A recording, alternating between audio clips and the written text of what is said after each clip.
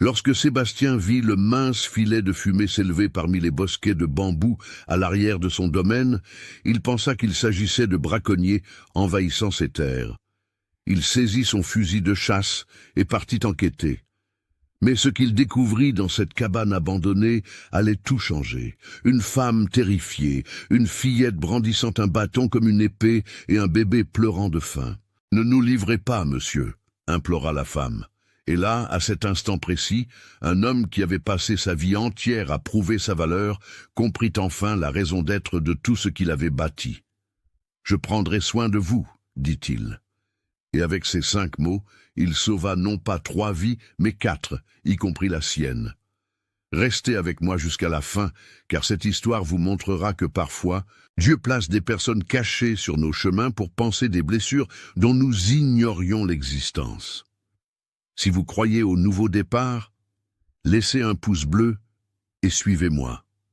À la fin du XIXe siècle, dans les régions reculées de France, des histoires comme celle-ci étaient courantes, des femmes fuyant des mariages arrangés, des hommes solitaires, cultivant la terre sans personne pour partager la récolte, des familles entières se cachant dans des masures abandonnées pour échapper à un passé trop douloureux à porter. La campagne était vaste, les lois mettaient du temps à arriver, et beaucoup de gens vivaient dans les interstices entre le bien et le mal, essayant juste de survivre un jour de plus. C'est dans l'un de ces recoins oubliés de la carte, là où le chemin de terre disparaissait, entre des collines couvertes de forêts denses, que se trouvait le domaine de Sébastien. Ce n'était pas le plus grand de la région, mais il était prospère, bien entretenu, avec des clôtures solides, du bétail grappessant tranquillement et une maison en bois robuste qu'il avait lui-même aidé à construire planche par planche. Sébastien avait 43 ans. Les épaules larges de ceux qui ont porté du poids toute leur vie, les mains calleuses, le visage marqué par le soleil et par une tristesse ancienne qui le cachait derrière une manière sèche de parler. Il ne s'était jamais marié, n'avait jamais voulu de compagnie, vivant seul dans cette immensité verte comme quelqu'un qui purge une peine perpétuelle. Sa routine était toujours la même, se lever avant le chant du coq, café noir et fort, pain rassis, puis partir pour le lourd labeur des champs, réparer les clôtures, marquer les veaux, labourer la terre, planter le maïs, récolter ce qui poussait, vendre au village ce qui restait. Il rentrait au crépuscule, en sueur, couvert de poussière, prenait une douche à l'eau de la bassine dans la pièce du fond, dînait seul en regardant le mur et se couchait tôt, car le lendemain, tout recommençait de la même manière. La maison, malgré sa taille, résonnait de vide. Il y avait de beaux meubles, une table bien garnie, un garde-manger plein, mais il manquait l'essentiel. Il y manquait la vie. Il n'y avait pas de rire d'enfants courant dans la cour, pas d'odeur de gâteaux cuisant au four, pas de voix de femmes appelant de la cuisine. Personne ne l'attendait. C'était comme vivre dans un musée bien conservé, mais sans âme. Et Sébastien le savait, mais feignait de l'ignorer. Car admettre la solitude, c'était accepter qu'il avait peut-être gâché toutes ces années, à vouloir prouver quelque chose à des gens qui ne s'en souciaient plus. Ce jeudi matin-là, le ciel s'était levé clair, d'un bleu profond, que seule la campagne possède, et l'air était frais, sentant la terre mouillée par la rosée de la nuit. Sébastien suivait le chemin qui longeait la limite nord de la propriété, où les bosquets de bambous poussaient densément, formant presque une paroi verte qui séparait ces terres des forêts vierges.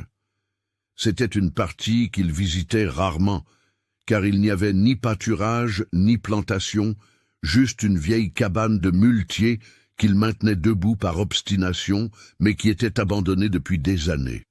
Autrefois, lorsque les caravanes de mulets traversèrent la région transportant des marchandises d'un bout à l'autre, les muletiers s'y arrêtaient pour se reposer, manger, dormir une nuit avant de reprendre la route.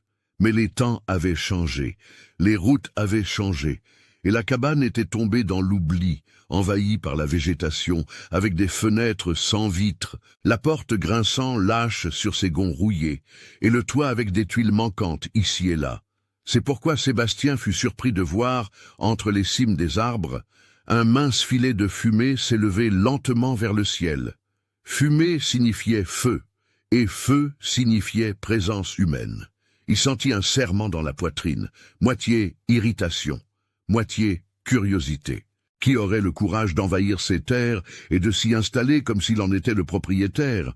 Des braconniers, des déserteurs, des voleurs de bétail cachés attendant la nuit pour frapper?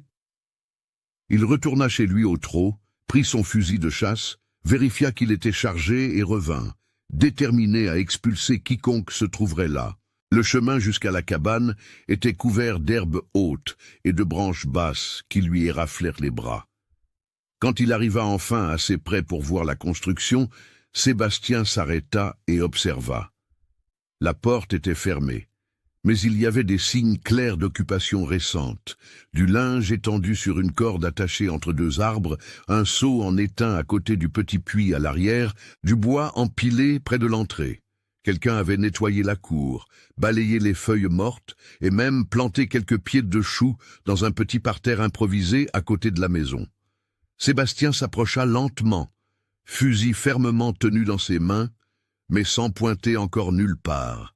Il s'arrêta à quelques mètres de la porte et cria d'une voix grave et autoritaire « Qui est là-dedans? Sortez maintenant les mains en l'air où je puisse les voir. » Il y eut un silence tendu, puis un bruit de meubles traînés à la hâte. Des pas pressés, un sanglot étouffé de bébé. La porte s'ouvrit en grinçant, et ce que Sébastien vit fit s'éteindre instantanément la colère qu'il ressentait. Sur le seuil de la porte, serrant un petit bébé contre sa poitrine d'un bras et poussant une fillette d'environ 9 ans derrière elle de l'autre, se tenait une jeune femme, trop maigre, le visage pâle de quelqu'un qui n'avait pas mangé correctement depuis longtemps, les yeux bruns écarquillés de pure panique. Sa robe était simple, rapiécée à plusieurs endroits, souillée par la route et la suie du foyer. Le bébé pleurnichait doucement, enveloppé dans un drap qui avait dû être blanc, mais qui était maintenant gris à force d'usage. Et la fillette fut ce qui le toucha le plus. Elle était pieds nus, vêtue d'une petite robe usée, les cheveux foncés, tout emmêlés, et tenait à la main un fin bâton qu'elle pointait vers Sébastien comme une lance, les petits yeux pleins de larmes, mais avec un courage désespéré de celle qui allait défendre sa mère et sa petite sœur jusqu'au bout, même en sachant qu'elle n'avait aucune chance. « S'il vous plaît, monsieur, » dit la femme, la voix tremblante mais ferme, « ne nous dénoncez pas. Je vous en supplie, nous n'avons nulle part où aller, nous n'avons personne. Si vous nous chassez, nous mourrons sur la route. » Sébastien baissa lentement son fusil, sans quitter des yeux la scène devant lui.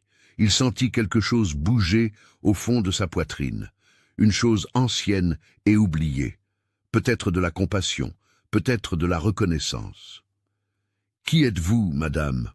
demanda-t-il, essayant de garder un ton sérieux, mais sans réussir à cacher complètement l'inquiétude qui commençait à monter. « Je m'appelle Céline, » répondit-elle rapidement. « Ce sont mes filles, Rose et Marianne. Nous fuyons quelque chose de très grave, monsieur. Je suis arrivé ici par hasard. J'ai cru que la maison était abandonnée, que personne ne s'en soucierait. Je l'ai rangée, nettoyée, je n'ai rien cassé. Nous avions juste besoin d'un toit, c'est tout. Je jure que nous ne vous donnerons aucun souci. » Sa voix devenait de plus en plus désespérée à chaque mot. « Si monsieur le souhaite, je travaillerai, je cuisinerai, je laverai, je ferai tout ce qu'il faut. Mais s'il vous plaît, au nom de Dieu, ne nous chassez pas. » Sébastien regarda autour de lui, vit la pauvreté de ces 3 vies, résumée en une demi-douzaine de baluchons de tissu attachés avec de la ficelle, une vieille casserole près du foyer improvisé, une natte déchirée au sol, servant de lit.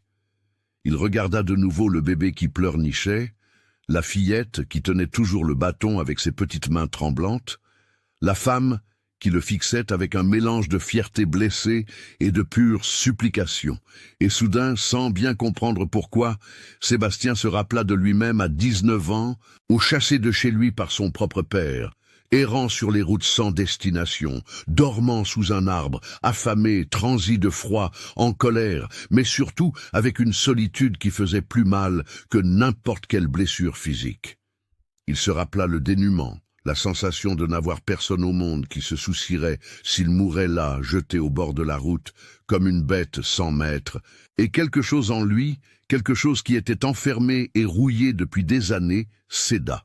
« Baisse ce bâton, fillette, » dit-il d'une voix plus douce, en regardant Marianne.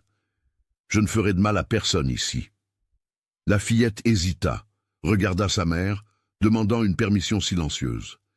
Céline hocha lentement la tête, et Marianne baissa le bras, mais ne lâcha pas le bâton. Sébastien fit un pas en avant, doucement, comme quelqu'un qui s'approche d'un animal effrayé. « Vous avez faim ?» demanda-t-il. Céline serra les lèvres, sa fierté luttant contre la nécessité, mais finit par acquiescer. « Cela fait 2 jours que nous n'avons mangé que du manioc bouilli et une poignée de maïs grillé. » Sébastien sentit sa poitrine se serrer, ferma les yeux un instant, prenant une décision qui, il le savait, allait tout changer, mais qu'il ne pouvait pourtant éviter.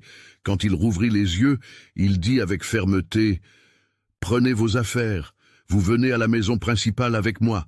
Là-bas, il y a de la vraie nourriture, un vrai lit, de l'eau propre. » Céline écarquilla les yeux, incrédule. « Monsieur est sérieux ?» Sébastien hocha la tête. « Oui, et ce n'est pas une faveur, pas de la charité. » Il respira profondément. C'est la bonne chose à faire. Céline se mit à pleurer. Des larmes silencieuses qui coulaient sur son visage sale, tandis qu'elle serrait Rose contre sa poitrine. La fillette se mit aussi à pleurer, mais c'était maintenant un pleur de soulagement, non plus de peur. Sébastien tourna le dos pour leur laisser le temps de se reprendre et dit par-dessus son épaule « Je vous attends dehors. Quand vous serez prête, rejoignez-moi et ne vous inquiétez de rien. Personne ne vous fera de mal tant que vous serez sous mon toit. » Il entendit le bruit de mouvements à l'intérieur, des choses rassemblées à la hâte, des sanglots étouffés. En attendant, Sébastien regarda le ciel bleu, les arbres alentours, la fumée qui montait encore mince de la cheminée, et pour la première fois en plus de 20 ans, il sentit que peut-être, juste peut-être, il avait trouvé un but plus grand que de simplement prouver à des fantômes du passé qu'il avait de la valeur. Peut-être que la valeur d'un homme ne résidait pas dans la taille du domaine qu'il construisait, mais dans la taille du cœur qu'il parvenait encore à maintenir vivant sous toute cette carapace dure. Quelques minutes plus tard, Céline sortit de la cabane, portant Rose dans ses bras et tirant Marianne par la main. Elles avaient 2 baluchons de tissu accrochés aux épaules. C'était tout ce qu'elles possédaient au monde. Sébastien commença à marcher devant, ouvrant le chemin à travers la végétation, et elles le suivirent en silence. Le chemin jusqu'à la maison principale prit environ 20 minutes de marche. Lorsque la construction apparut enfin entre les arbres, solide, avec une véranda spacieuse et un toit bien entretenu, Céline laissa échapper un léger soupir d'admiration, mêlé de peur. Marianne serra plus fort la main de sa mère. Sébastien monta les marches de la véranda et ouvrit la porte, leur faisant signe d'entrer. « Venez, dit-il, cette maison est trop grande pour un homme seul. Il y a des chambres en trop, il y a de la nourriture dans le garde-manger, il y a de la place pour tout le monde. » Céline entra lentement, comme si elle marchait sur un sol sacré, regardant autour d'elle les meubles en bois sombre. La grande table, les casseroles accrochées au mur de la cuisine, tout ce qui représentait une vie qu'elle n'avait jamais eue. Sébastien leur montra une chambre à l'arrière, simple mais propre, avec un lit double couvert d'une courte pointe en patchwork et une fenêtre donnant sur le verger. « Ceci peut être votre chambre, dit-il. Il y a un bon matelas, une couverture si la nuit devient fraîche, et la porte ferme de l'intérieur si vous voulez de l'intimité. » Céline posa Rose sur le lit avec précaution, comme si elle craignait que tout ne disparaisse si elle faisait un mouvement brusque. Marianne s'assit dans un coin, toujours accrochée à son bâton, les yeux écarquillés par tout ce qu'elle voyait. Sébastien sortit, revint avec une bassine d'eau propre, un morceau de savon et une serviette. « Vous pouvez vous laver, changer de vêtements si vous en avez. Ensuite, venez à la cuisine. Je vais préparer quelque chose à manger. » Céline tint la bassine comme un trésor. « Merci, monsieur, » murmura-t-elle, « merci de tout mon cœur. » Il hocha la tête, sortit et ferma la porte, les laissant seuls. Il s'appuya contre le mur du couloir un instant, respirant profondément, essayant de comprendre ce qu'il venait de faire. Il venait d'ouvrir la porte de sa maison, de sa vie, à 3 parfaites inconnues. Il ne savait pas d'où elles venaient, il ne savait pas ce qu'elles fuyaient, il ne savait pas si elles resteraient une semaine ou un mois, mais il savait au fond de lui que plus rien ne serait comme avant. Dans la cuisine, Sébastien prépara du riz, des haricots, fit frire des œufs, coupa de larges tranches de pain maison, chauffa le lait frais de la traite du matin. Quand tout fut prêt, il appela. Céline apparut avec les fillettes, maintenant les visages propres, révélant des traits plus délicats. Les cheveux de Marianne peignaient en arrière avec de l'eau, Rose silencieuse dans les bras de sa mère. Elles s'assirent à table, un peu mal à l'aise, attendant la permission. « Mangez à votre faim », dit Sébastien en servant les plats.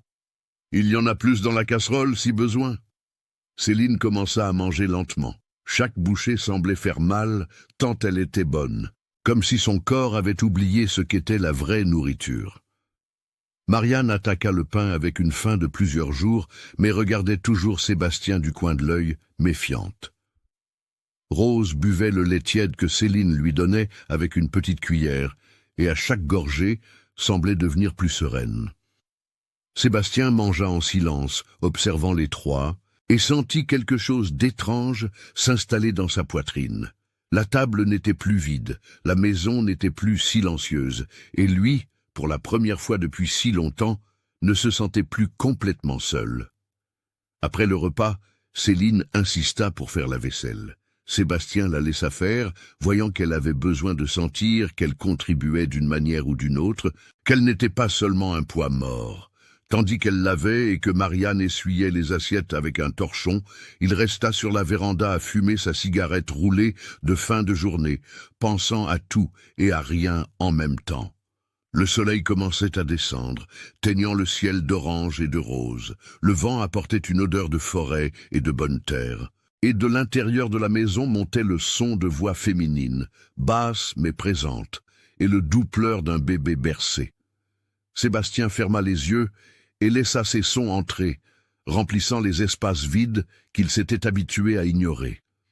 Quand Céline eut terminé et vint sur la véranda, apportant Rose déjà endormie dans ses bras, elle s'arrêta à côté de lui et dit à voix basse : « Je ne sais pas ce que monsieur veut en échange de tout cela, mais j'ai besoin de savoir. Je ne veux pas d'illusions, pas de mensonges. » Sébastien la regarda, vit la juste méfiance dans ses yeux, la protection d'une mère qui a appris que rien n'est gratuit dans ce monde. « Je ne veux rien en échange, » répondit-il avec sincérité. « Je ne suis pas ce genre d'homme. Vous pouvez rester ici aussi longtemps que vous en aurez besoin, avec respect, avec dignité. Quand vous voudrez partir, vous partirez. Considérez cette maison comme votre abri aussi. » Céline étudia son visage, cherchant un mensonge, cherchant des arrière-pensées. Elle n'en trouva pas. Seulement de la fatigue, de la solitude et une bonté un peu rouillée, mais toujours vivante. « Pourquoi monsieur fait-il cela ?» demanda-t-elle. « Monsieur ne nous connaît même pas. » Sébastien tarda à répondre. Quand il répondit, sa voix sortit rauque, chargée d'une vérité qu'il découvrait lui-même à ce moment-là. « Parce que quelqu'un, un jour, aurait dû faire ça pour moi quand j'en avais besoin et personne ne l'a fait. Je sais ce que c'est que d'être perdu sans savoir où aller, sans que personne ne se soucie si vous vous réveillez ou non le lendemain. » Il regarda Rose endormie. « Et je ne veux pas que ces enfants ressentent cela. Alors, si je peux aider, j'aiderai. C'est aussi simple que cela. » Céline sentit les larmes monter de nouveau, mais cette fois ce n'étaient pas des larmes de désespoir, c'étaient des larmes de soulagement, de gratitude, d'espoir, renaissant lentement. « Merci, » murmura-t-elle, « nous ne vous donnerons pas de soucis, je le promets. » Sébastien hocha la tête. « Je sais. Maintenant, allez vous reposer. Demain, nous parlerons davantage. La journée a été longue pour tout le monde. » Céline rentra avec Rose, Marianne la tenant par la main. Sébastien resta sur la véranda jusqu'à ce que la nuit engloutisse complètement le jour. Et quand il rentra finalement, il verrouilla la porte, éteignit les lampes et alla se coucher. Il sentit pour la première fois depuis des années que la maison n'était pas morte. Elle respirait de nouveau, et lui, sans savoir exactement comment ni quand, venait de prendre la décision la plus importante de sa vie. Il avait dit sans mots encore, mais par des actes, « Je prendrai soin de vous ». Et ce soin, il allait vite découvrir, allait transformer non seulement leur vie, mais surtout la sienne. Parce que parfois, Dieu n'envoie pas des anges avec des ailes et une auréole pour nous sauver. Parfois, il envoie une femme terrifiée, 2 enfants affamés et un mince filet de fumée s'élevant entre les bosquets de bambou. Et c'est à nous de choisir si nous prendrons le fusil de chasse ou si nous ouvrirons notre cœur. Les premiers jours furent d'un silence prudent, de ceux où chacun mesure l'autre sans vouloir paraître le mesurer. Céline se levait avant le soleil et préparait le café sur le poêle à bois, mais ne se servait pas avant que Sébastien ne revienne de la traite. Marianne circulait dans la maison comme un chat sauvage, toujours à l'affût, toujours prête à prendre sa petite sœur et à s'enfuir si quelque chose semblait aller de travers. Le bébé Rose pleurait peu, comme si elle avait appris très tôt que le bruit attire le danger. Et Sébastien, lui, suivait sa routine habituelle, mais revenait maintenant à la maison avec un serrement différent dans la poitrine.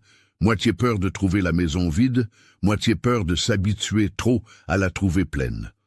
Lors des premiers petits déjeuners, les conversations étaient courtes, pratiquement inexistantes. Sébastien mangeait en regardant son assiette. Céline nourrissait Rose dans ses bras. Marianne mâchait lentement, sans quitter des yeux l'homme assis au bout de la table. C'était comme si tous apprenaient une nouvelle danse, essayant de ne pas se marcher sur les pieds. Mais ce fut le 4e jour que quelque chose changea. Sébastien revint du pâturage plus tôt que d'habitude, apportant un paquet de tissus sous son bras. Il trouva Marianne assise seule sur la véranda, jouant avec un bâton dans la terre, dessinant ce qui semblait être une maison. Elle le regarda du coin de l'œil, tendu. Il s'arrêta à quelques pas, respectant son espace, comme quelqu'un qui s'approche d'un animal blessé. « J'ai pris ça au village ce matin, » dit-il d'une voix grave et posée. « J'ai pensé que tu aimerais. » Il tendit le paquet. Marianne regarda le paquet comme s'il s'agissait d'un piège. Elle ne bougea pas. Sébastien posa le paquet sur le sol, à mi-chemin entre eux, et s'éloigna. « Tu peux l'ouvrir quand tu veux, » dit-il simplement, et entra dans la maison. Céline, qui observait tout depuis la fenêtre de la cuisine avec Rose sur la hanche, sentit sa gorge se serrer. Cet homme savait des choses sans qu'on ait besoin de les lui expliquer. Quelques heures plus tard, alors que le soleil se couchait déjà éteignait le ciel d'orange et de violet, Sébastien revint sur la véranda pour fumer sa cigarette roulée de fin de journée. Le paquet n'était plus là où il l'avait laissé. Il regarda discrètement autour de lui et vit Marianne, assise sous le manguier du jardin avec quelque chose sur les genoux. Elle tenait une simple poupée de chiffon, faite de bouts de tissu et de boutons pour les yeux, mais avec une petite robe cousue avec soin par la couturière du village. La fillette serrait la poupée contre sa poitrine, comme quelqu'un qui étreint un trésor rare, et, pour la première fois depuis son arrivée, elle avait quelque chose qui ressemblait à un sourire sur les lèvres. Sébastien détourna rapidement le regard pour ne pas la gêner, mais à l'intérieur, il sentit une chaleur monter de son estomac jusqu'à sa gorge. C'était la sensation d'être nécessaire, d'avoir fait une différence, même petite, dans la vie de quelqu'un. Combien d'années s'étaient écoulées depuis qu'il n'avait pas ressenti cela? Cette nuit-là, après que tous se furent retirés, Sébastien resta sur la véranda plus longtemps que d'habitude, regardant les étoiles qui brillaient énormes dans le ciel de la campagne. Il pensait à sa propre vie, à ses 40 et quelques années qui semblaient avoir été construites brique par brique avec rage et entêtement. Il se rappela le jour où son père l'avait appelé dans le grand salon du domaine où il était né, alors qu'il n'avait que 19 ans. Le vieil homme était assis dans le fauteuil en cuir, le visage fermé, cette expression dure que Sébastien connaissait bien. « Tu épouseras la fille du colonel Hyacinthe », avait dit son père sans ambages. « Tout est arrangé, les terres s'uniront, la famille grandira en puissance.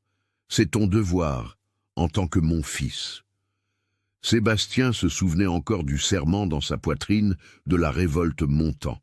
Mais je n'aime pas cette jeune femme, père. Je la connais à peine, et le pire, j'ai entendu dire qu'elle ne veut pas de moi non plus. » Son père avait frappé la table, furieux.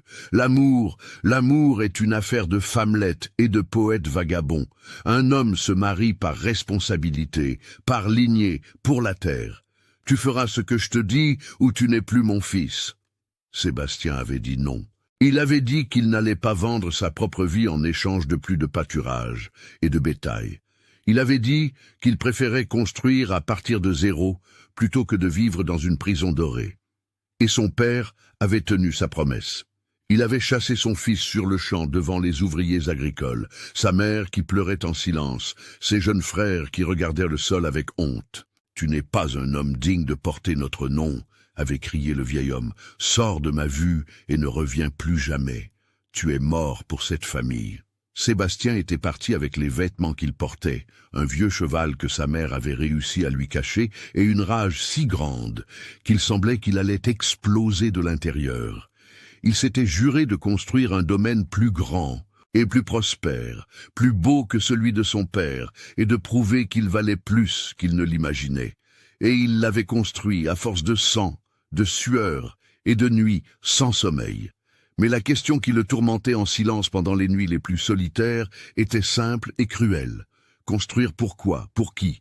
Pour prouver à un homme qui était mort 5 ans plus tard, sans jamais avoir envoyé un message, sans jamais avoir demandé pardon, sans jamais avoir dit qu'il avait eu tort. Quand son père était mort, Sébastien l'avait appris par la bouche d'un muletier de passage dans la région. Il n'avait même pas été prévenu par sa famille, n'avait pas été appelé pour la veillée, pour l'enterrement, pour le partage. Il avait été effacé comme s'il n'avait jamais existé. Et cette douleur, la douleur d'être exclu, même du deuil, de ne pas pouvoir dire adieu, même en étant vivant, avait créé une croûte dure autour de son cœur. Depuis lors, Sébastien ne vivait que pour travailler. Il se levait tôt, travaillait la terre, rentrait tard, mangeait seul, dormait seul, se réveillait seul. Le domaine prospérait, le bétail se multipliait, la récolte était abondante. Mais la table restait vide. Le silence de la maison était assourdissant. Dans un coin caché de son âme, il savait qu'il gaspillait tout ce qu'il avait construit. Car la richesse, sans personne pour la partager, n'est qu'un tas de choses mortes, empilé dans un coin. Ce fut Céline qui le sortit de ses pensées. Elle apparut sur la véranda, apportant une tasse de café chaud enveloppée dans un vieux châle qu'il reconnut comme une couverture, qu'il avait laissé pendue dans le cabanon à outils. « J'ai pensé que vous aviez froid, » dit-elle à voix basse, tendant la tasse. Sébastien accepta, et pour la première fois depuis des jours, ils restèrent côte à côte en silence. Mais c'était un silence différent, plus léger. « Vos filles ont de la chance d'avoir une mère comme vous, » dit-il soudain, sans bien savoir d'où lui venait ce courage de parler. Elle rit, mais c'était un rire triste. « De la chance? Je ne sais pas, monsieur Sébastien. Si elles avaient de la chance, elles ne seraient pas nées filles d'une femme vendue comme un sac de farine. » Il fronça les sourcils. « Vendue ?» Céline respira profondément, serrant le châle autour de ses épaules. « C'était mon frère », commença-t-elle d'une voix basse mais ferme, comme quelqu'un qui n'a plus peur de dire la vérité. Il devait beaucoup d'argent de jeux, de boissons, d'une mauvaise vie. Le colonel Dubois de la région d'au-delà des montagnes a proposé de payer les dettes en échange d'un mariage avec moi. Mon frère n'a même pas demandé si je voulais... Il a juste dit « Tu épouseras samedi prochain. Mets cette robe et ne déshonore pas la famille. » Je ne connaissais même pas l'homme. Je savais seulement qu'il était plus âgé, qu'il était veuf, qu'il avait la réputation d'être un homme violent. J'ai essayé de m'enfuir avant, mais mon frère m'a enfermé dans ma chambre jusqu'au jour du mariage. On m'a emmené à l'église comme on emmène une génisse à l'étable. Et je me suis marié parce qu'à cette époque, une femme n'avait ni voix, ni vote, ni volonté propre. Sébastien serra la tasse entre ses mains, sentant la colère monter. Et après, continua-t-elle, ce fut pire que je n'imaginais. Il me traitait comme une propriété, pas comme une épouse. Il criait, cassait des choses, levait la main si le dîner n'était pas comme il le voulait. Quand Marianne est née, il s'est fâché parce qu'il voulait un fils. Quand Rose est née, pire encore. Il disait que je ne servais qu'à accoucher de petites femmes inutiles. Sa voix trembla un peu, mais ne se brisa pas. Une nuit, il est rentré ivre et a dit qu'il allait donner Marianne à la famille d'un de ses hommes de main en paiement d'une faveur, que la fille était un poids, qu'il n'en avait pas besoin de deux. C'est là que j'ai décidé. J'ai attendu qu'il s'endorme ivre, j'ai pris mes 2 filles, un baluchon de vêtements et je suis parti au milieu de la nuit. J'ai marché des jours, j'ai fait du stop avec un muletier, je me suis caché dans les bois jusqu'à arriver ici. J'ai vu cette cabane abandonnée et j'ai pensé, c'est ici. Si Dieu le veut, nous resterons cachés jusqu'à ce qu'il abandonne les recherches. Sébastien resta silencieux un long moment, digérant chaque mot. Finalement, il dit d'une voix rauque, « J'ai aussi été chassé par ma famille, pas de la même manière que vous, madame. Mais ça fait tout autant mal. Mon père m'a mis dehors parce que je ne voulais pas épouser celle qu'il avait choisie. Il a dit que je n'étais pas digne d'être appelé son fils. J'ai passé toute ma vie à construire ce domaine pour prouver qu'il avait tort. Mais au final, prouver à qui? Il est mort en me haïssant et je n'ai même pas pu aller à son enterrement. Alors je comprends, Madame Céline. Je comprends ce que c'est que d'être jeté par ceux qui auraient dû vous protéger. Je comprends ce que c'est que de devoir tout recommencer de zéro.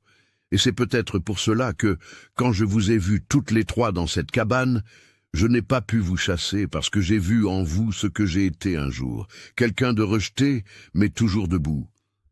Céline le regarda, les yeux embués. Mais cette fois, ce n'étaient pas des larmes de tristesse. C'étaient des larmes de reconnaissance, de quelqu'un qui avait trouvé une autre personne qui comprenait la douleur sans avoir besoin de beaucoup d'explications. « Vous êtes un homme bon, monsieur Sébastien, » dit-elle à voix basse. « Je ne sais pas si Dieu existe, mais s'il existe, c'est lui qui a fait monter cette fumée ce jour-là pour que vous la voyiez. » Il voulut répondre, mais ne trouva pas les mots justes. Alors, il hocha simplement la tête, but la dernière gorgée de café et resta là, à côté d'elle, regardant la nuit engloutir la dernière parcelle de clarté à l'horizon. Et pour la première fois depuis de nombreuses années, Sébastien ne se sentit pas seul. Les jours suivants apportèrent une nouvelle routine qui s'ajustait peu à peu, comme un vêtement qui s'assouplit sur le corps. Céline prit en charge la cuisine de son plein gré, et la nourriture qui en sortait avait le goût d'un assaisonnement soigné, de quelqu'un qui cuisine avec le désir de faire plaisir. Marianne commença à se détendre, d'abord en observant Sébastien de loin pendant qu'il travaillait, puis en s'approchant lentement, jusqu'au jour où elle demanda si elle pouvait aider à donner du maïs aux poules. Rose grandissait, dodue et souriante, commençant à balbutier ses premiers mots, tendant ses petits bras en l'air chaque fois que Sébastien passait à proximité, comme si elle avait déjà décidé que cet homme était sûr. Et Sébastien, il redécouvrait peu à peu ce que c'était que de rentrer chez soi et de sentir la bonne odeur de la cuisine, d'entendre les rires d'enfants dans la cour, de voir du linge étendu sur le fil qui n'était pas seulement le sien. Le domaine restait le même, mais la vie à l'intérieur était différente, plus pleine, plus sensée. Mais le 12e jour, la paix fragile qu'il construisait fut ébranlée. Sébastien revenait du village où il était allé chercher des provisions, lorsque le propriétaire de l'épicerie l'appela à part, l'air méfiant. « Monsieur Sébastien, il y a des hommes étranges qui rôdent par ici depuis 2 jours, dit le vieil homme en un murmure. Ils cherchent une femme avec 2 jeunes enfants. Ils disent qu'elle s'est enfuie de son mari, que l'homme paie bien pour des informations. Ils demandent dans tous les domaines des environs. Je suis juste venu vous prévenir parce que, eh bien, monsieur vit seul, mais qui sait si quelqu'un n'aurait pas vu quelque chose par là. » Sébastien sentit le sang se figer dans ses veines, dissimula son trouble, remercia pour l'information, acheta ce dont il avait besoin et retourna au domaine au trot le plus rapide que le cheval pouvait supporter. Quand il arriva, il trouva Céline étendant le linge, fredonnant doucement quelque chose pour Rose, qui dormait à l'ombre dans un panier. Marianne jouait avec sa poupée de chiffon près du poulailler. Tout était si normal, si fragile, si près de s'effondrer. « Madame Céline », l'appela-t-il, essayant de garder une voix ferme. « J'ai besoin de vous parler. » Elle comprit au ton que c'était sérieux, prit Rose dans ses bras, appela Marianne, et ils entrèrent tous dans la maison. Sébastien raconta ce qu'il avait entendu. La couleur disparut de son visage. « Il a envoyé des hommes de main, » murmura-t-elle d'une voix tremblante. « Il n'abandonnera pas. Il a de l'argent, du pouvoir, des gens qui font ce qu'il leur dit sans scier. S'il découvre que je suis ici, il me ramènera et emmènera les filles aussi. Et je préfère mourir plutôt que de retourner dans cette maison. » Sébastien vit le désespoir dans ses yeux, la peur réelle de celle qui a déjà connu le pire et sait que cela peut se reproduire. Ce fut là, à ce moment précis, que quelque chose en lui prit une décision. Il n'allait pas laisser, il n'allait pas permettre qu'on enlève ces 3 vies d'ici. Non, après avoir ressenti à nouveau ce que c'était que d'avoir un but, d'avoir une famille, d'avoir quelqu'un qui l'attendait de retour des champs. « Il y a un moyen, » dit-il lentement, pensant à voix haute. « Un moyen que la loi d'ici respecte, même si nous ne l'aimons pas beaucoup. » Les yeux de Céline s'écarquillèrent, attendant la loi. « Une femme mariée appartient à son mari, » continua Sébastien. « Mais si madame se remarie avec un acte officiel et des témoins, l'ancien mariage peut être annulé pour abandon ou par nouveau contrat. C'est tordu, c'est injuste, mais c'est la loi qui est en vigueur ici. Si madame m'épouse officiellement, ils ne pourront pas vous ramener. Vous deviendrez légalement ma femme, et un mari a des droits sur son épouse, pas l'ex. » Le silence qui tomba dans la pièce fut dense, lourd. Marianne regardait de l'un à l'autre sans comprendre complètement, mais sentant que quelque chose d'important se décidait. Céline serra Rose plus fort, le visage pâle. « Monsieur me demande en mariage pour me protéger ?» demanda-t-elle, la voix presque éteinte. Sébastien se gratta la nuque, mal à l'aise. « Oui, je le demande, mais ce n'est pas seulement pour cela, madame Céline. » Il respira profondément, décidant d'être honnête jusqu'au bout. « J'ai passé 20 ans seul dans cette maison à construire des clôtures, à prendre soin du bétail, à acquérir des terres, mais au fond, je ne faisais qu'empiler des choses autour d'un trou vide. Depuis que vous êtes arrivé, je me lève différemment. Il y a des rires dans la maison, il y a de la nourriture chaude qui attend. Il y a quelqu'un qui se soucie si je suis bien rentré du travail. Je ne vais pas mentir en disant que c'est l'amour des romans, parce que nous nous connaissons à peine. Mais c'est du respect, c'est de l'attention, c'est l'envie que vous restiez. Et si le mariage officiel est le moyen de garantir que vous restez ici en sécurité, alors c'est ce que je veux faire. Après, si un jour madame veut partir, elle pourra partir. Mais tant que vous serez ici, c'est sous ma protection, avec mon nom, et personne n'osera vous toucher. » Céline ferma les yeux, les larmes coulant silencieusement sur son visage. Marianne lâcha sa poupée et courut vers sa mère, serrant sa jambe. « Maman, je ne veux pas retourner là-bas, » dit la fillette d'une voix effrayée. « J'aime bien ici, j'aime l'oncle Sébastien. S'il te plaît, ne les laisse pas nous emmener. » Ce fut la goutte d'eau. Céline ouvrit les yeux, essuya son visage du revers de la main et regarda Sébastien droit dans les yeux. « J'accepte, » dit-elle fermement. « J'accepte de vous épouser, monsieur, non par peur, non seulement par protection. J'accepte parce que vous nous avez traités avec dignité quand tout le monde ne nous voyait que comme un problème. J'accepte parce qu'en 12 jours, vous avez fait plus pour mes filles que leur propre père en des années. Et si Dieu a un plan dans tout cela, je crois qu'il passe par votre cœur, monsieur. » Sébastien sentit sa poitrine se serrer d'une manière qu'il ne savait pas expliquer. Il hocha la tête, essayant de cacher son émotion. « Alors, c'est décidé. Demain matin, j'irai voir le juge de paix. Nous nous marierons rapidement avec un acte officiel, des témoins et tout en bonne et due forme. Et quand ces hommes de main apparaîtront ici, ils trouveront une famille, pas une femme en fuite. » Cette nuit-là, Sébastien parvint à peine à dormir.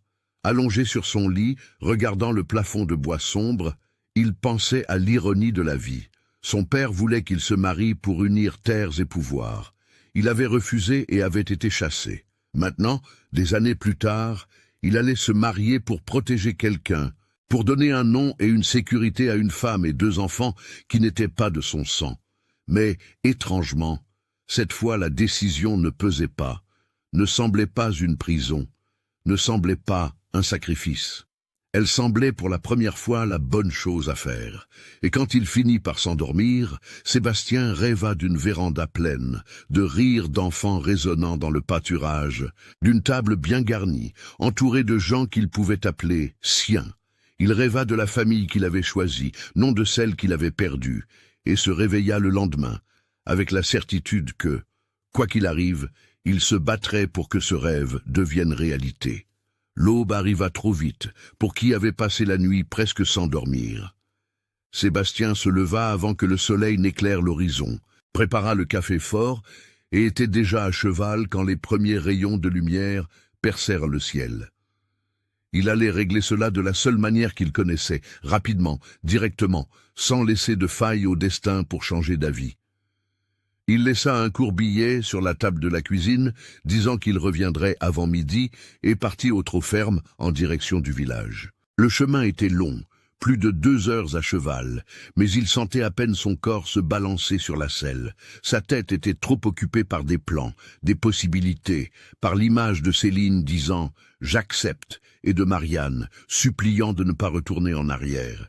Ces 2 femmes et ce bébé étaient devenus en moins de 2 semaines la chose la plus importante qu'il avait à protéger. Et il allait les protéger même s'il devait affronter le diable en personne.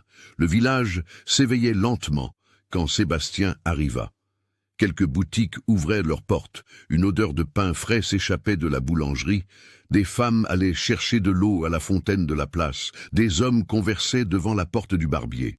Il se rendit directement à la maison du juge de paix. Une construction simple, empisée, peinte en blanc, avec des fenêtres bleues au bout de la rue principale. Il frappa fermement à la porte. C'est le juge lui-même, Monsieur Théophile, un homme d'une 60aine d'années, aux cheveux clairsemés, tout blancs, de petites lunettes sur le bout du nez, mais avec des yeux vifs qui voyaient encore loin, qui ouvrit. « Sébastien, quelle surprise !» dit le juge en souriant. « Entrez, homme, qu'est-ce qui vous amène ici si tôt ?» Sébastien entra, ôta son chapeau, le tenant à 2 mains devant son corps. « J'ai besoin d'une faveur urgente, monsieur Théophile. Je dois me marier aujourd'hui. » Le juge s'arrêta au milieu du chemin, se retourna lentement. « Marié !» répéta-t-il incrédule. « Vous, Sébastien, l'homme qui a juré qu'il ne mettrait jamais d'alliance au doigt. » Sébastien hocha la tête, sérieux. Les choses ont changé. Le juge étudia son visage et vit que ce n'était pas une plaisanterie. « Asseyez-vous et racontez-moi tout. » Sébastien s'assit sur la chaise en bois grinçante et raconta non pas tout, mais suffisamment.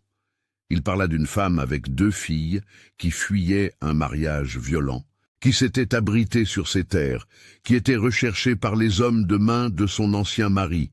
Il dit que la seule façon de la protéger légalement était de l'épouser, afin que la loi la reconnaisse comme son épouse, et non plus comme la propriété de l'autre. Le juge écouta tout en silence, remuant les papiers sur la table, pensif. Quand Sébastien eut terminé, Monsieur Théophile retira ses lunettes, les essuya avec le bout de sa chemise, les remit. « C'est sérieux, Sébastien. Le mariage n'est pas un contrat de location de terre qui se défait quand la récolte est terminée. C'est pour la vie entière, devant Dieu et la loi. Êtes-vous sûr de cela ?» Sébastien n'hésita pas. « J'en suis plus sûr que de n'importe quoi d'autre dans ma vie. » Le juge soupira profondément. « Très bien, je vais préparer les papiers, mais il faudra des témoins, au moins 2. Et la jeune femme doit être présente pour signer aussi. Je ne peux marier personne par contumace. » Sébastien acquiesça. « Je reviens avec elle avant midi. Vous pouvez tout préparer. » Le juge prenait déjà sa plume et son encre, ouvrant le gros registre. « Je m'en occupe. Quand vous arriverez, nous réglerons cela. » Et Sébastien, il le regarda par-dessus ses lunettes. « Sérieusement ? J'espère que vous savez ce que vous faites, car après avoir signé ce papier, il n'y a plus de retour en arrière. » Sébastien remit son chapeau. « Je sais exactement ce que je fais, monsieur Théophile. Pour la première fois de ma vie, je sais. Il quitta le lieu, s'arrêta au magasin, acheta une robe simple mais décente que la propriétaire gardait pour les occasions spéciales. Il la paya plus que sa valeur, juste pour être sûr qu'elle irait. Il acheta aussi un peigne en bois sculpté, un morceau de ruban bleu pour les cheveux de la fillette, et retourna au domaine, galopant plus vite qu'il n'était venu. Quand il arriva, il trouva Céline dans la cour, étendant le linge lavé, Rose dormant à l'ombre dans un panier de paille, Marianne aidant sa mère à tordre les chiffons. Son cœur fit un bond étrange dans sa poitrine en voyant cette scène si commune, si simple, mais qui signifiait la vie se déroulant dans son domaine. Céline le regarda, vit l'expression sur son visage, et lâcha le tissu qu'elle tenait. « Il s'est passé quelque chose ?» demanda-t-elle, la voix déjà tendue par l'inquiétude. Sébastien descendit de cheval, attacha les rênes au poteau, prit le paquet avec la robe. « Tout est en ordre, dit-il. J'ai parlé au juge. Il va nous marier cet après-midi, si vous le voulez toujours. » Céline déglutit difficilement, regarda ses filles, puis de nouveau lui. « Je le veux, je vous ai déjà dit que je le voulais. » Sébastien lui tendit le paquet. « Alors préparez-vous, j'ai acheté ça pour vous. Ce n'est pas du luxe, mais c'est honnête. Et pour toi, Marianne ?»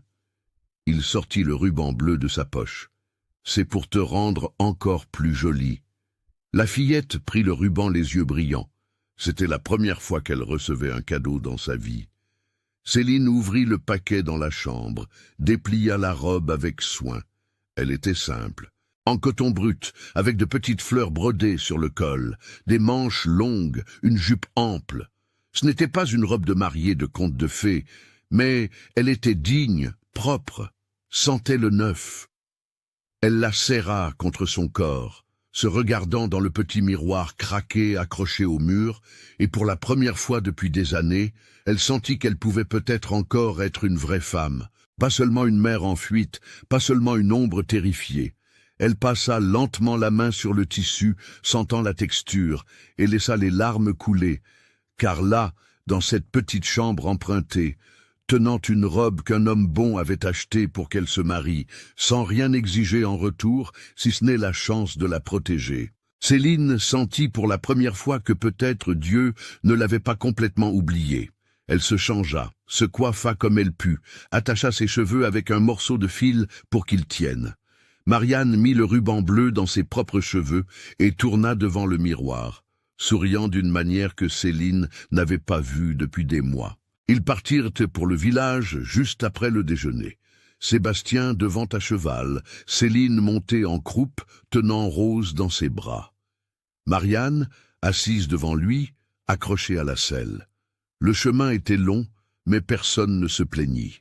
Marianne montrait du doigt les petits oiseaux qui traversaient le ciel, les fleurs sauvages, tout ce qu'elle voyait devant elle, avec cet enchantement d'enfant qui redécouvrait le monde sans peur. Quand ils arrivèrent au village, c'était déjà le milieu de l'après-midi. Le soleil était chaud, la place était peu fréquentée, et les regards curieux suivirent le groupe, tandis que Sébastien aidait Céline à descendre de cheval. Il ne prêta pas attention aux murmures, au visage surpris, à rien. Il lui offrit simplement son bras, qu'elle accepta un peu gênée, et ils marchèrent ensemble jusqu'à la maison du juge. Monsieur Théophile les attendait déjà, vêtu d'un veston sombre et d'une cravate, les papiers prêts sur la table. Il avait amené 2 témoins, des voisins de confiance, qui avaient accepté de signer sans poser de questions. « Ils sont là, dit le juge en souriant. Alors dépêchons-nous avant que quelqu'un ne change d'avis. » Sébastien et Céline se placèrent devant la table. Marianne resta à côté de sa mère, tenant Rose dans ses bras avec soin, sérieuse, comme si elle comprenait l'importance de ce moment. Le juge ouvrit le livre, trempa sa plume dans l'encre, commença à lire d'une voix posée les termes du contrat de mariage. Sébastien Auguste Silva. Acceptez-vous Céline Marie comme votre épouse légitime, pour l'aimer et la respecter dans la santé et dans la maladie, dans la richesse et dans la pauvreté, jusqu'à ce que la mort vous sépare? Sébastien regarda Céline, vit ses yeux fixés sur les siens, pleins de peur, mais aussi d'espoir. et répondit d'une voix ferme qui résonna dans la petite pièce. « J'accepte. » Le juge se tourna vers Céline. « Et vous, Céline Marie, acceptez-vous Sébastien Auguste Silva comme votre époux légitime, pour l'aimer et le respecter dans la santé et dans la maladie, dans la richesse et dans la pauvreté, jusqu'à ce que la mort vous sépare ?» Céline respira profondément, sentit la petite main de Marianne serrer le bas de sa robe et dit d'une voix qui tremblait, mais ne se brisait pas. « J'accepte. Alors, par l'autorité qui m'est conférée, je vous déclare mari et femme. » Le juge ferma le livre avec un bruit sourd. « Sébastien, vous pouvez embrasser votre épouse. » Sébastien hésita, regarda Céline, demandant une permission silencieuse. Elle acquiesça presque imperceptiblement. Il se pencha, l'embrassa légèrement sur le front, dans un geste qui était plus protection que passion, plus promesse que désir. Les témoins applaudirent discrètement. Le juge sourit satisfait et Marianne laissa échapper un petit rire de soulagement. « C'est fait, » dit M. Théophile, leur tendant le document officiel avec les sceaux et les signatures. « Maintenant, vous êtes mariés devant la loi. Que Dieu bénisse cette union. » Sébastien prit le papier, le plia avec soin et le rangea dans la poche intérieure de son veston. « Merci, Monsieur Théophile. Je vous dois cela. » Le juge fit un signe de tête. « Vous ne me devez rien. Prenez juste bien soin d'elle et de ses jeunes filles. C'est tout ce que je demande. » Sébastien regarda Céline, ses filles, et dit avec conviction « Je prendrai soin d'elles, soyez-en sûrs. » Ils quittèrent la maison du juge, déjà comme une famille aux yeux de la loi. Sébastien aida Céline à remonter à cheval, installa Marianne devant, et ils commencèrent le chemin du retour. Le soleil descendait déjà, teignant tout d'or, et une brise fraîche commençait à souffler entre les arbres. Ils étaient à mi-chemin, déjà loin du village, quand ils entendirent le bruit de chevaux venant rapidement dans leur direction. Sébastien tira sur les rênes, s'arrêta, sa main allant instinctivement vers le couteau qu'il portait à la ceinture. Céline se tendit derrière lui, serrant Rose contre sa poitrine. Marianne se recroquevilla. Au milieu de la poussière de la route apparurent 3 hommes à cheval, chapeaux de cuir, vêtements sombres, revolver accroché à la ceinture. Ils ralentirent le pas, encerclèrent le groupe. Celui qui était devant, un homme à la grosse moustache et au regard dur, parla le premier. « Bon après-midi, nous cherchons une femme fugitive, cheveux châtains, 2 enfants. Son nom est Céline. Monsieur, par hasard, avez-vous vu quelqu'un comme ça par ici ?» Sébastien regarda l'homme dans les yeux sans ciller, la voix calme mais chargée d'autorité. « Oui, je l'ai vue, elle est bien ici. » L'homme écarquilla les yeux, surpris par la facilité de la réponse, et allait déjà avancer quand Sébastien continua. « Mais avant que monsieur ne fasse une bêtise, laissez-moi clarifier une chose. Cette femme ici n'est plus une fugitive du tout. Elle est mon épouse. Nous nous sommes mariés aujourd'hui même avec un acte officiel, des témoins, et tout en bonne et due forme. Alors, si monsieur est venu chercher la femme d'un autre homme, il peut retourner d'où il vient, car elle n'existe plus. » Il sortit de sa poche le document de mariage, le déplia, le montra de loin aux hommes pour qu'ils voient les sceaux officiels. L'homme à la moustache fronça les sourcils, ne s'attendant clairement pas à cela. Le colonel Dubois n'aimera pas apprendre ça. Sébastien haussa les épaules. Le colonel Dubois n'a qu'à s'y conformer. La loi est claire. Une femme mariée appartient à son mari, pas à l'ex. Et celle-ci est mon épouse. S'il veut discuter, qu'il vienne me parler personnellement. Mais prévenez-le que je ne suis pas homme à plaisanter. Les 3 hommes de main se regardèrent, indécis. Ils n'étaient pas payés assez pour s'engager dans une querelle légale compliquée. Et ce papier, avec le sceau du juge, était plus puissant que n'importe quel revolver dans cette situation. L'homme à la moustache cracha par terre, irrité. « Cela ne va pas rester comme ça. Le colonel voudra régler ses comptes avec monsieur. » Sébastien garda sa voix ferme. « Quand il voudra, il n'a qu'à venir. Mais qu'il vienne préparer à entendre, non. Car cette femme et ses enfants sont sous ma protection maintenant, et je ne renonce pas à ce qui est à moi. » Les hommes grommelèrent à voix basse, tirèrent sur les rênes, firent tourner les chevaux. Avant de partir, celui à la moustache cria par-dessus son épaule. « Monsieur ne sait pas à qui il a affaire, fermier ?» Sébastien répondit sur le même ton. « Et vous ne savez pas à qui vous parlez maintenant. déguerpissez d'ici avant que je ne change d'avis sur le fait de vous laisser partir entier. » Les hommes de main partirent en soulevant de la poussière, disparaissant au virage du chemin. Ce n'est que lorsque le bruit des sabots s'éteignit complètement que Sébastien laissa échapper l'air qu'il retenait. Céline tremblait derrière lui, mais ce n'était plus seulement de peur, c'était de soulagement mêlé de gratitude. « Monsieur les a affrontés, dit-elle, la voix nouée, affrontés pour nous. » Sébastien regarda en arrière, vit les larmes couler sur son visage. « J'ai dit que je prendrais soin de vous, et un homme de parole ne revient pas sur sa parole. » Marianne, qui était restée silencieuse tout le temps, se retourna sur la selle et serra fort le cou de Sébastien. « Merci, papa, » murmura-t-elle sans réfléchir et se figea, réalisant ce qu'elle avait dit. Sébastien sentit sa gorge se serrer. Ce mot « papa » prononcé pour la première fois par cette petite fille qui, quelques semaines auparavant, le fixait avec un bâton à la main, fut comme un coup de poing dans la poitrine, mais du genre qui guérit au lieu de blesser. Il posa sa grande main calleuse sur la petite tête d'elle. « De rien, ma fille, » répondit-il. Et cette fois, le mot sortit naturellement, vrai. « Rentrons à la maison. » Ils recommencèrent à galoper. Maintenant plus lentement, sans hâte, car le danger était passé, et ce qui les attendait au domaine, c'était la paix, c'était un nouveau départ, c'était l'avenir. Quand ils arrivèrent, la nuit tombait déjà. Sébastien aida tout le monde à descendre, s'occupa du cheval, l'amena à l'enclos, lui donna de l'eau et de la ration. Quand il revint à la maison, il trouva Céline allumant les lampes, Marianne aidant à mettre la table, Rose déjà endormie dans le panier. La scène était si domestique, si normale, si pleine de vie, qu'il dut s'arrêter sur le pas de la porte juste pour l'absorber. C'était sa maison maintenant, non plus le mausolée silencieux où il se cachait du monde, mais un vrai foyer avec de vrais gens, avec un amour naissant lentement, mais fermement. Ils dînèrent ensemble ce soir-là, conversant doucement de choses simples, de la prochaine plantation, de la robe que Céline allait raccommoder, de la poule que Marianne avait baptisée Coco.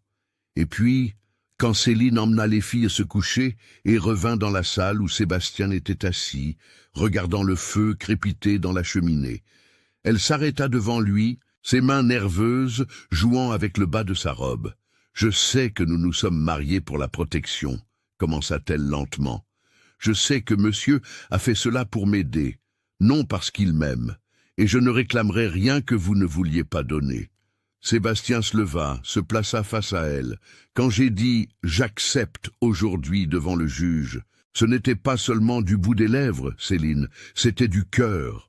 Je ne sais pas encore si ce que je ressens est l'amour dont parlent les livres, mais je sais que, depuis que vous êtes arrivé, je me lève différemment, je travaille différemment, je rentre chez moi différemment, et quand ces hommes nous ont encerclés sur le chemin, j'ai ressenti une chose que je n'avais jamais ressentie auparavant, la peur de vous perdre. Alors non, ce n'était pas seulement de la protection, c'était un choix. Le choix de construire une famille avec vous, avec les jeunes filles, le choix d'essayer d'être heureux à nouveau, même après avoir gardé mon cœur enfermé si longtemps.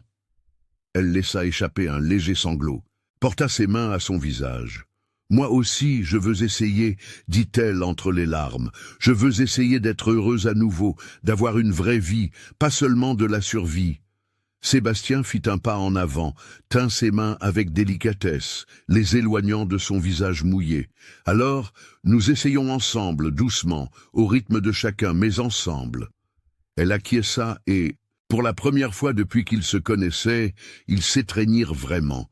Pas une étreinte de désespoir ou de soulagement, mais une étreinte de promesse, de deux êtres humains blessés par la vie, décidant de se guérir côte à côte.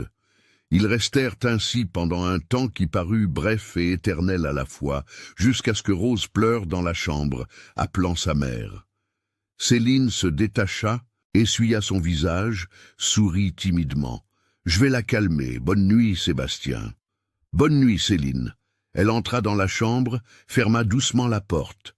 Sébastien resta dans le salon, regardant les braises rouges dans la cheminée, et pour la première fois depuis des décennies, Il se permit de croire que peut-être, juste peut-être, les meilleurs jours de sa vie étaient encore à venir, car il avait appris quelque chose au cours de ces dernières semaines. Peu importait le nombre de clôtures que l'on construisait autour de son cœur, Dieu trouvait toujours un moyen d'envoyer quelqu'un pour les abattre. Cette nuit-là, avant de dormir, Sébastien prit le document de mariage, regarda les signatures, les sceaux, les mots écrits à l'encre noire sur le papier jauni. Là était enregistré le début officiel d'une nouvelle vie. Il rangea le papier dans une boîte en bois avec les documents du domaine, l'acte de propriété des terres, tout ce qui avait de la valeur. Car ce papier valait plus que n'importe quel morceau de terre. Il valait une famille entière. Il s'allongea sur le lit, mais cette fois le silence de la maison n'était plus vide. Il était rempli par la respiration douce de 3 personnes dans la chambre d'à côté, par le grincement occasionnel du bois qui s'adaptait, par le miaulement lointain d'un chat sur le toit. Il ferma les yeux, et pour la première fois depuis longtemps, il remercia.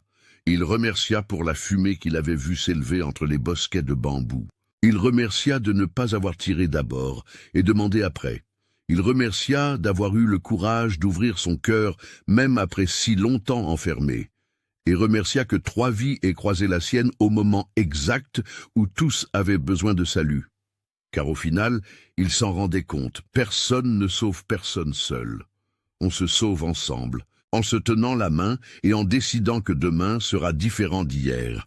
Et demain, pour Sébastien et sa nouvelle famille, serait le premier jour du reste de leur vie. Les années passèrent comme une rivière qui coule paisiblement, mais fermement, façonnant les pierres du chemin sans faire de bruit, transformant tout petit à petit. La maison qui autrefois résonnait de vide, vivait maintenant pleine de voix, de pas courants dans le couloir, de casseroles qui cliquetaient sur le poêle, de rires éclatants dans la cour. Sébastien et Céline construisirent, jour après jour, ce qui commença comme un accord de protection et se transforma en un amour véritable, de ceux qui n'ont pas besoin de beaux mots parce qu'ils se prouvent dans les petites choses. Le café préparé avant qu'il ne se lève, la couverture qu'elle posait sur ses épaules quand il s'endormait sur sa chaise après le dîner, la façon dont il lui réservait toujours le plus gros morceau de viande dans son assiette, la main qu'il cherchait sous la table quand personne ne regardait.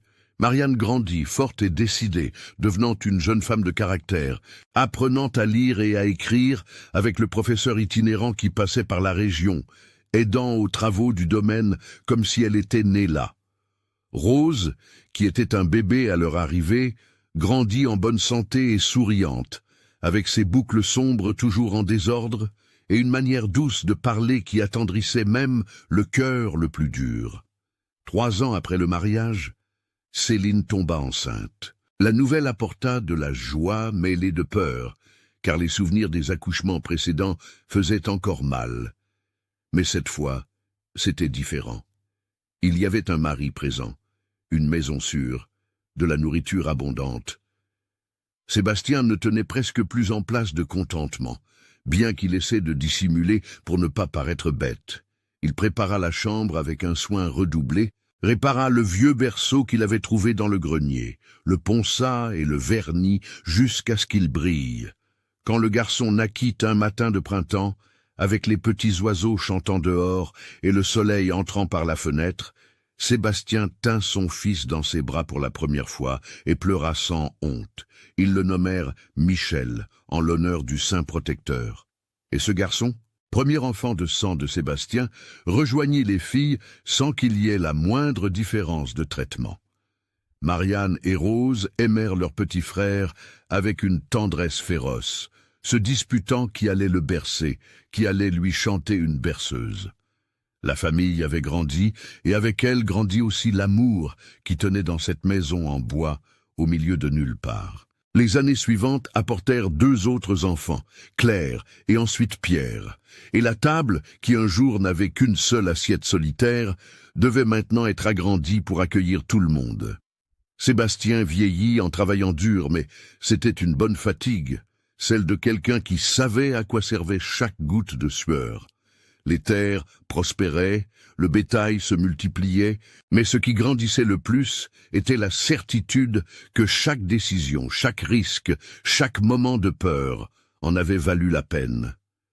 Il regardait Céline, déjà avec quelques cheveux blancs, mais toujours belle à ses yeux, et la remerciait de ne pas avoir laissé son cœur s'endurcir, au point de ne pas reconnaître la bénédiction quand elle était apparue, déguisée en fumée, entre les bosquets de bambou.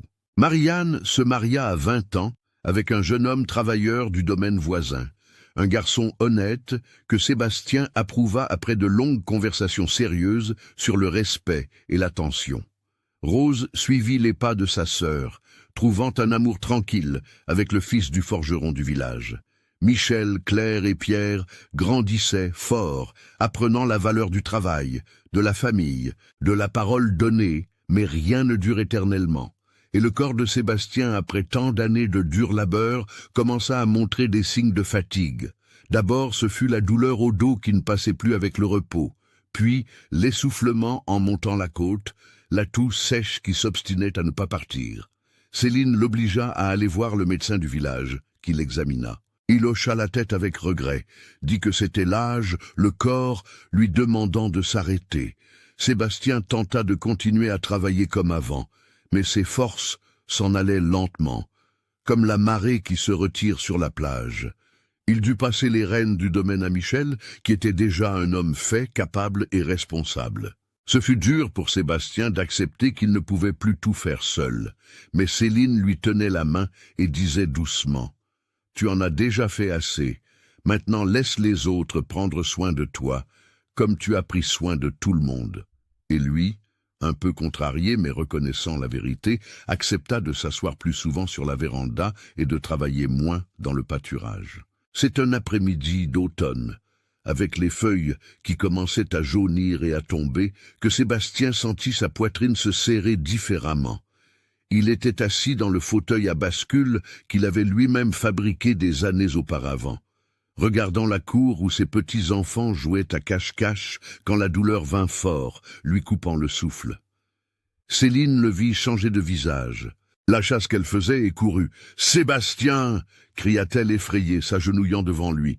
Il lui serra la main avec force. « Je crois que mon heure est venue, mon amour. » Elle secoua la tête, les larmes coulant. « Ne dis pas ça, ne dis rien. » Mais il sourit, un sourire fatigué mais en paix. « Je n'ai pas peur, Céline. J'ai vécu plus que je ne méritais. J'ai été plus heureux que je n'aurais pu l'imaginer. Grâce à toi, grâce à cette famille que Dieu m'a donnée quand j'avais déjà tout abandonné. » Ils appelèrent le médecin en urgence, mais tous savaient qu'il n'y avait pas grand-chose à faire. Le cœur de Sébastien, qui avait battu si fort pendant tant d'années, était épuisé. Les jours suivants, toute la famille se réunit. Marianne revint du domaine de son mari, amenant ses jeunes enfants. Rose laissa tout tomber et vint avec sa famille. Michel ne quitta pas le chevet de son père. Claire et Pierre, encore jeunes, mais comprenant déjà la gravité, restèrent silencieux dans un coin, main dans la main. La maison se remplit de monde, de pleurs retenus, de prières murmurées. Sébastien passait la majeure partie de son temps à dormir, se réveillant de temps en temps pour sourire à quelqu'un, pour serrer une main, pour murmurer un mot de tendresse. Un matin clair, avec le soleil se levant doré à l'horizon, il se réveilla plus lucide que les jours précédents. Il demanda à tous de s'approcher. Céline s'assit au bord du lit, lui tenant la main, entouré de ses enfants et petits-enfants. Sébastien regarda chaque visage, les gravant dans sa mémoire, et commença à parler d'une voix faible, mais ferme. « Je veux que vous sachiez une chose. J'ai passé la première moitié de ma vie à penser que je ne valais rien, que j'avais été rejeté parce que j'étais bon à rien. J'ai construit tout ce domaine en essayant de prouver à des fantômes que j'étais quelqu'un. » Il respira profondément, rassemblant ses forces pour continuer. Mais ce n'est que lorsque j'ai cessé d'essayer de prouver et que j'ai commencé à aimer que j'ai compris. La valeur d'un homme ne réside pas dans la taille de la terre qu'il possède, ni dans la quantité de bétail, ni dans le nombre de sacs de café qu'il récolte. Elle réside dans la famille dont il prend soin, dans l'amour qu'il sème, dans les vies qu'il touche. Et j'ai été riche, très riche, non pas d'argent, mais de vous, Il regarda Céline avec une tendresse infinie. « Tu m'as sauvé, mon amour, quand tu es apparu dans cette cabane cachée, terrifié, pensant que j'allais te chasser. Tu ne savais pas que c'était toi qui me sauvais. Merci d'avoir accepté de m'épouser. Merci d'avoir transformé cette maison en foyer. Merci pour chaque jour passé à tes côtés. » Il regarda Marianne. « Ma fille, tu as été la première à m'appeler « papa ». Tu te souviens ? Ce jour-là, sur la route, quand les hommes de main sont apparus, ce mot m'a guéri d'une blessure dont je ne savais même pas qu'elle saignait encore. Merci d'avoir eu confiance en moi. » Il regarda Rose, qui pleurait doucement. « Ma petite fleur, tu as grandi si belle, si bonne. Prends toujours soin de ta mère, promets-tu » Rose acquiesça en sanglotant, regarda Michel, Claire et Pierre. « Vous trois êtes le fruit de l'amour que je croyais ne jamais avoir. Vous êtes la preuve que Dieu a toujours un meilleur plan que le nôtre. Prenez soin de cette terre, mais prenez encore plus soin les uns des autres. La famille est le seul trésor que l'on emporte quand on s'en va. » Il fit une longue pause, fatigué. « Et pour vous tous, enfants, petits-enfants, arrière-petits-enfants, qui êtes encore à venir, je ne laisse qu'une seule demande. Quand vous verrez quelqu'un de perdu, effrayé, sans endroit où aller, ouvrez la porte. Ne tournez pas le dos, car c'est ainsi que tout a commencé, avec une porte ouverte, avec un cœur qui a accepté le risque d'aimer à nouveau. Et voyez ce que ça a donné. Voyez combien de vies sont nées de ce « oui ». Sa voix s'éteignit, la fatigue l'emportant. Céline lui embrassa la main, la mouillant de larmes. « Repose-toi, mon amour, repose-toi. Tu as déjà fait tout ce que tu avais à faire. » Sébastien ferma les yeux avec un long et doux soupir, comme quelqu'un qui se couche enfin après une très longue journée de travail. Sa main, toujours entrelacée dans celle de Céline, perdit lentement sa force, et ainsi, entouré de tous ceux qu'il aimait, dans une chambre pleine de lumière et de gens qui pleuraient non de désespoir, mais de gratitude de l'avoir eu, Sébastien s'en alla. L'enterrement fut simple, comme toute sa vie. Il fut inhumé sous le grand manguier à l'arrière du domaine, l'endroit où il aimait le plus s'asseoir pour se reposer après le travail. Céline fit graver sur la croix de bois « Sébastien Auguste Silva, homme bon qui ouvrit la porte quand le monde commandait de la fermer ». Beaucoup de gens vinrent du village, des domaines voisins, des gens qui l'avaient aidé au fil des ans, sans jamais rien demander en retour, sans jamais faire de bruit. Et chacun avait une histoire à raconter, un bon souvenir, une preuve que cet homme avait traversé la vie en faisant une différence. Céline vécut encore 15 ans après la mort de Sébastien.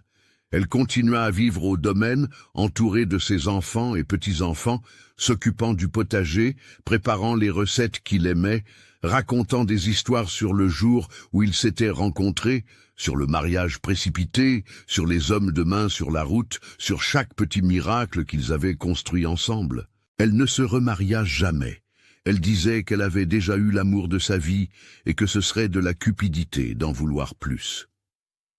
Quand son heure de partir arriva aussi, elle demanda à être enterrée aux côtés de Sébastien, sous le même manguier.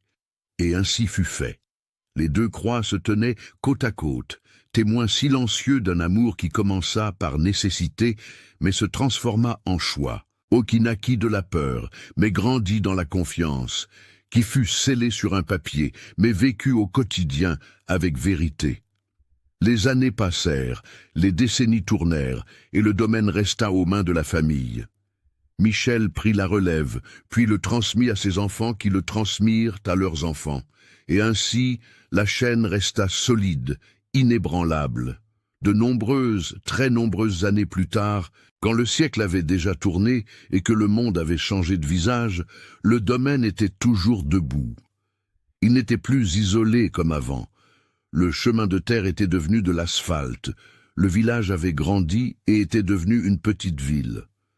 Mais la maison principale, celle en bois que Sébastien avait aidé à construire, restait préservée.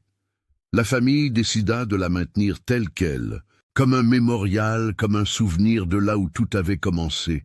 Et chaque année, à l'anniversaire de la mort de Sébastien, tous s'y réunissaient. Enfants, petits-enfants, arrière-petits-enfants, arrière-arrière-petits-enfants, une foule de gens qui existaient parce qu'un jour, un homme solitaire avait décidé de ne pas chasser 3 personnes effrayées de ses terres. Marianne, déjà âgée, aux cheveux tout blancs, mais les yeux toujours vifs, était celle qui racontait toujours l'histoire aux plus jeunes. Elle s'asseyait sur la véranda, entourée d'enfants curieux, et commençait toujours de la même manière. Tout a commencé avec un mince filet de fumée s'élevant entre les bosquets de bambou et racontait chaque détail. Le bâton dans sa main, la peur de sa mère, la bonté de l'homme qui aurait pu les chasser, mais qui avait choisi de les accueillir, le mariage de protection qui était devenu un amour véritable, les hommes de main sur la route, les années heureuses, l'héritage laissé. Les enfants écoutaient fascinés, posant des questions, voulant en savoir plus, et Marianne répondait à tout avec patience, car elle savait que cette histoire n'était pas seulement sur le passé, elle était sur l'avenir, elle était aussi sur l'enseignement que la famille n'est pas seulement le sang, c'est un choix. Elle était sur la démonstration qu'un seul acte de bonté peut changer non pas une vie, mais des générations entières. Elle était sur la preuve qu'il vaut la peine d'ouvrir la porte même quand le monde dit de la fermer. Quand elle terminait de raconter, quelqu'un demandait toujours « Mamie Marianne, vous souvenez-vous encore du jour où vous l'avez appelé « Papa » pour la première fois ?» Et elle souriait, les yeux embués. « Je m'en souviens comme si c'était hier, mon enfant. Je me souviens du choc que j'ai moi-même eu quand le mot est sorti. Mais je me souviens encore plus de la façon dont il m'a regardé après, comme si je lui avais donné le cadeau le plus précieux du monde. Et c'était vrai, car elle l'avait fait. Elle lui avait donné la chance d'être père, d'être nécessaire, d'être aimé. Elle avait donné un but à une vie qui était vide. Elle avait donné une famille à celui qui pensait mourir seul. Sur le mur du salon, encadré et protégé par une vitre, se trouvait toujours le document original de mariage, jauni par le temps, avec l'encre déjà un peu effacée, mais toujours lisible. Les enfants aimaient regarder les signatures, imaginer comment était ce jour-là, la nervosité, l'espoir, l'amour naissant, et à côté du document, une vieille photographie prise des années après le mariage, quand le photographe itinérant était passé par la région. Sur elle, Sébastien et Céline apparaissent sérieux, comme c'était la coutume à l'époque. Mais si l'on regarde attentivement, on peut voir au coin de sa bouche un presque sourire et sur sa main, posée sur son épaule, une intimité que la pose formelle ne peut cacher. Derrière eux, Marianne, Rose et Michel enfant, et à côté, le reste de la famille, qui viendrait encore. Cette photo était plus qu'un simple enregistrement. C'était la preuve que les miracles existent, que les nouveaux départs sont possibles, que l'amour véritable n'a pas besoin d'un début parfait, il a juste besoin de cœur disposé à essayer. Et aujourd'hui, pendant que vous m'écoutez, pendant que cette histoire vous parvient à travers le temps et la distance, je veux vous poser quelques questions qui ne me laissent pas en paix. Combien de bénédictions avez-vous confondues avec des invasions ? Combien de fois quelqu'un est-il apparu dans votre vie ayant besoin d'aide, et avez-vous pensé d'abord aux complications, aux problèmes, aux risques, avant de penser à l'opportunité de faire le bien? Combien de portes avez-vous verrouillées par peur, par fatigue, par l'idée que vous aviez déjà trop de vos propres problèmes à porter ceux de quelqu'un d'autre? Sébastien aurait pu chasser cette famille. Il en avait tout le droit. C'était ses terres, sa maison, sa vie, mais il a choisi différemment. Il a choisi de voir au-delà de la fumée, au-delà de la peur, au-delà de sa propre solitude. Et en faisant cela, il n'a pas sauvé 3 vies, il en a sauvé 4, parce qu'il mourait aussi à l'intérieur. Il ne le savait juste pas encore. Il se noyait en silence, dans des clôtures bien faites et du bétail gras, mais sans personne pour partager. Et quand il a ouvert cette porte, quand il a dit « Je prendrai soin de vous », il disait en fait « S'il vous plaît, laissez-moi prendre soin de quelqu'un, laissez-moi être utile à nouveau, laissez-moi avoir une raison de me lever demain. » Sébastien a vécu 43 ans à essayer de prouver sa valeur à un père qui l'avait rejeté. Il a passé des décennies entières à construire un patrimoine pour montrer qu'il valait quelque chose. Mais ce n'est que lorsqu'il a cessé de prouver et qu'il a commencé à aimer qu'il a découvert qui il était vraiment. Il a découvert que sa valeur ne résidait pas dans les hectares de terre, mais dans la table bien garnie, entourée de famille. Elle ne résidait pas dans la taille du troupeau, mais dans la taille du cœur, qui était encore capable de s'ouvrir. Elle ne résidait pas dans la victoire sur son père, dans une compétition imaginaire, mais dans le fait d'être le père qu'il n'avait jamais eu lui-même. Et cela, mon ami, est une leçon que l'on met parfois une vie entière à apprendre, ou pire, que l'on n'apprend jamais. On passe tellement de temps à essayer de prouver, d'impressionner, de gagner, qu'on oublie de simplement aimer, on oublie d'ouvrir la porte, on oublie de dire « je prendrai soin de vous » à ceux qui ont besoin de l'entendre. Et à la fin, quand la vie se termine, ce ne sont pas les clôtures que nous avons construites qui importent, ce sont les étreintes que nous avons données.